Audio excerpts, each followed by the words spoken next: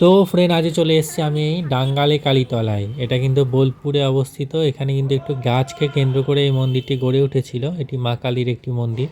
এটি খুবই জাগ্রত একটি মন্দির। তো এখানে কিন্তু সবাই পুজো টুজো করে। এখানে মহাদেবও আছে এবং এটা কিন্তু গাছ নয়, এই গাছগুলো আলাদা। এখানে কিন্তু মানসিক করা হয় আর কি, তো সেই গাছগুলোকেও প্রণাম করা হয়। এখানে একটি পুষ্করিণী টাইপের আছে, এটা এখন শুকিয়ে গেছে, কিন্তু বর্ষাকালে এটিতে জল থাকে। এবং এ দেখো এখানে ঠাকুর ফাকুর এখানে প্রতিষ্ঠা করা হবে, আরও নতুন করে সাজানো হচ্ছে মন্দিরটাকে। আমি একটু প্রণাম করে নিচ্ছিলাম এই জায়গাগুলো।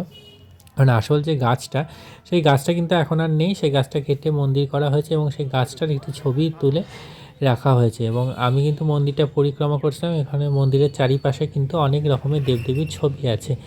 তো এইটাই কিন্তু এইখানকার এই মন্দির, এটি প্রচণ্ড জাগ্রত মন্দির। আমি অনেক ছোটোবেলা থেকে শুনে আসছি, কিন্তু আসা হয়নি, আজকেই আসার সৌভাগ্য হলো আমার। তো এই দেখো এটা হচ্ছে মন্দিরের ভেতরটা, এবং এইটা হচ্ছে একটি শিবলিঙ্গ, যেহেতু মা ছাড়া মা আর কি বাবা ছাড়া থাকে না, তার জন্য। তো এই হচ্ছে মন্দির, আমি একটু চারিদিকে তোমাদের দেখালাম।